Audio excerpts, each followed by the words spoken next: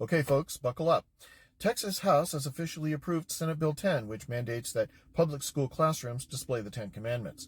Because apparently nothing says 21st century education like turning homeroom into a Renaissance fair hosted by Charlton Heston. Now, I served in the Marine Corps during Desert Shield and Desert Storm, so I've seen some pretty chaotic, poorly planned operations before. But this might be the first one where the front line is a fourth grade bulletin board.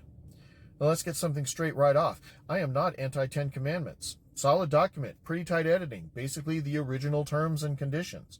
Don't murder, great advice. Don't steal, big fan. Honor thy parents, I did that, eventually. But do they belong on the same wall as a periodic table and a faded motivational cap poster? Well, that's where I start twitching. You see, the supporters claim that the Ten Commandments are foundational to American history.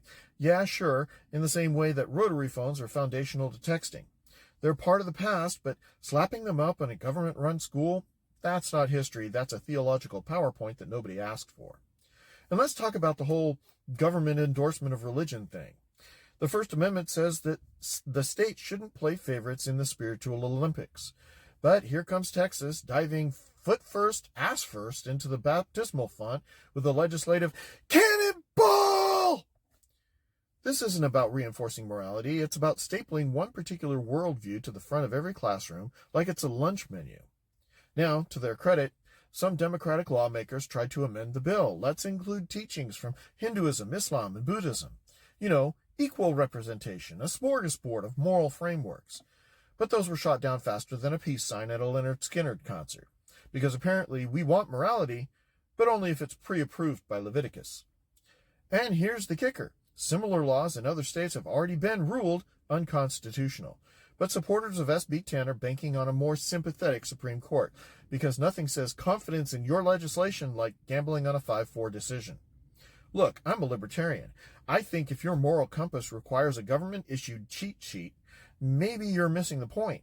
Teaching values, great. Mandating scripture, that's not education. That's state-sponsored Sunday school with a tax ID number. I get it. People are anxious. The world feels like it's spinning off its axis, and people want anything that feels stable. But when your answer is to legislate belief instead of reason, you're not teaching kids how to think. You're telling them what to think. And that's not patriotism, that's programming.